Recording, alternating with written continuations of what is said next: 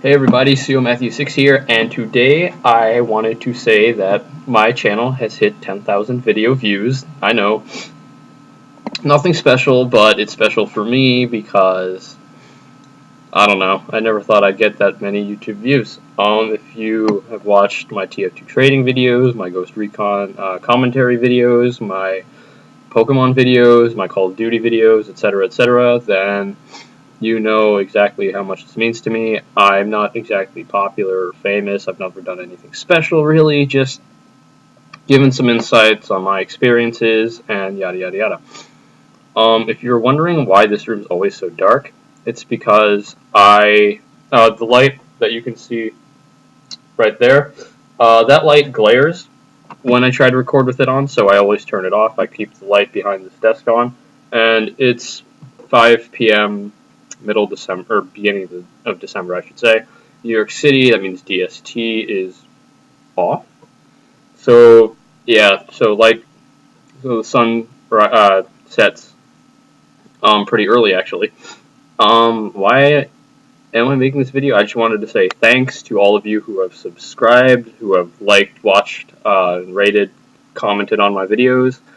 I also wanted to use this time to talk again about unusual hats and just some experiences and just some insider information.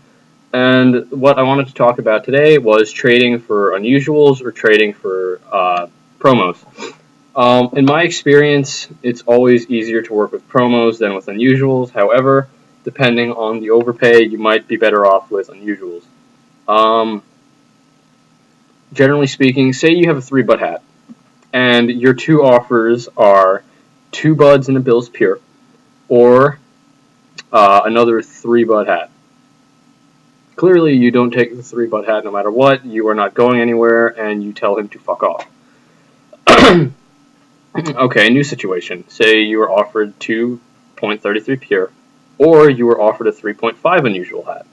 Now, depending on how long it's taking you to sell it, you might consider taking the 2.33 now, or you could wait to see if you get a better offer.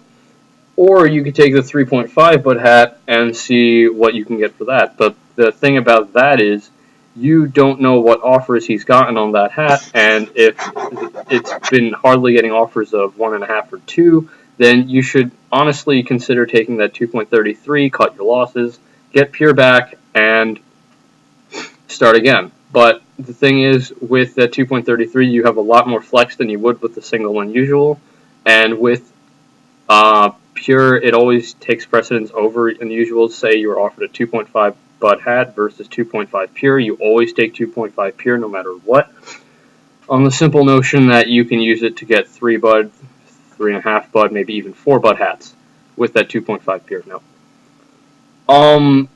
the thing about where you should price your unusuals, usually during the first week you have an unusual, you should set a buyout, see what offers you've been getting, and then base it off of that. So say you have a 3-bud hat, you put a buyout of 3, you've been getting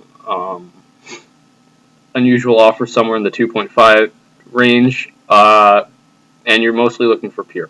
So I'd say at the end of the first week, if you haven't got that offer of 3, you want to lower it to 2.8, 2.7, see what people are interested in at that price. If you haven't been getting hits there for another week, I'd say lower it to 2.5. And then usually if they haven't said anything about, if you haven't been getting offers really in the, again, this is for Pure. For unusuals, you should always keep the buyout the same price, make them overpay, because you're just selling yourself short if you sell your usual for a shittier unusual. That's just a bad idea. Lower to 2.33, then at 2.25, then there should always be a cap where you shouldn't sell it lower than that point, because then you'd be at a loss. So I'd say you paid a bud and a bud and a half in mixed offers, and you sell it. I'm sorry. Say you paid a bud for it, and then a 1.5 bud unusual for a 3-bud hat. Then if you sell it for about 2.25, 2.3, then you'd still be somewhere around a profit. So, yeah, so lower your price until you get hit. So say you have a 3-bud hat and then you end up selling it, putting a buyout of 2, you should probably be able to get that buyout. a good idea is to buy unusuals at the low end tier of their value and then resell somewhere around that value, but sell it so you can actually make a profit off of it. You don't want to sell it at a loss because clearly that's not a bad thing.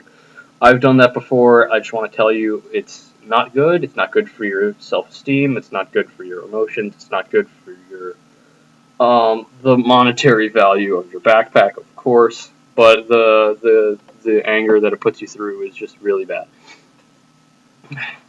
What was I going to say next? So usually, say it's easier to do this with cancer tier hats because it's easier to buy them for really cheap and then sell them for a moderate amount.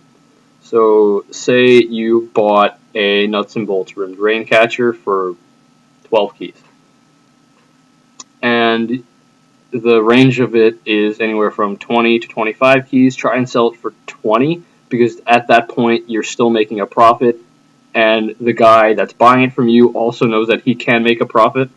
So it's a good deal for you because you just made 6 keys, and it's a good deal for him because he can resell it for higher. The reason why you want to do this is because you want to make profit quicker and move your way up the ladder quicker. And if you can do that, that is how you make profit. I don't actually have promos right now. I put everything into Salvage Crate 40 stuff. If you want to buy that, I'll link my Outpost trade in the description. And you can offer there, and I can reject your offer there as well.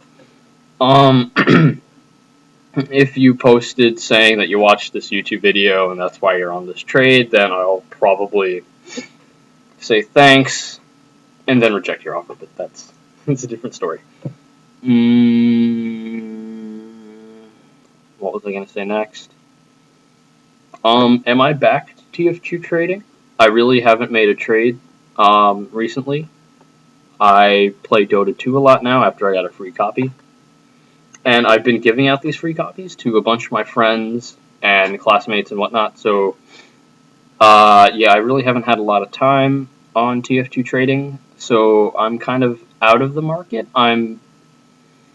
What I have now in my account is a full Crate 40 set. So I have the Huntsman, the Sapper, the Widow, the Holiday Punch, and the Mantreads. And I also have a spare Sapper, Holiday Punch, not Holiday Punch, Widowmaker, and another crate. So I've got about 4.5 buds in my account.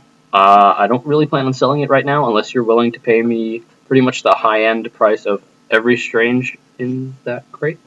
So pretty much I'm selling the Huntsman for 24, the Sapper for 16, the Widowmaker for 8, the Holiday Punch for 6, and the Mantreads for 4.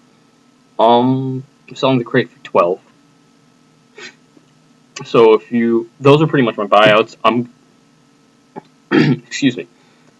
I'm probably going to end that trade pretty soon. Once Crate 40 stops dropping, my prices are going to increase by a lot. I'm probably going to sell the set for somewhere around 4, 4.5. I probably might want to get 5. Fingers crossed.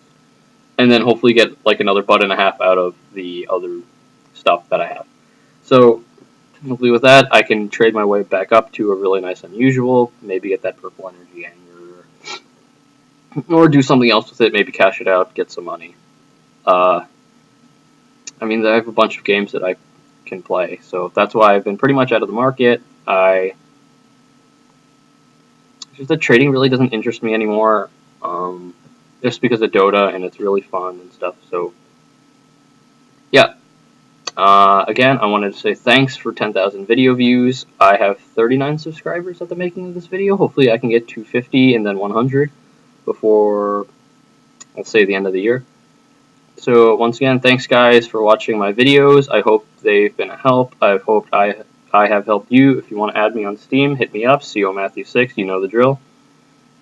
So that's the end of this video, and I am out. Again, with unusuals, Pure always takes precedence over other hats, except massive overpay that you can quickly resell. If you're struggling selling hats at their high, always sell at their low. Make sure you pick up on those quick sales, and make sure you can get some profit out of them. So that's the end of this video, and I am out. Please feel free to rate, comment, like, and subscribe, and I will see you soon.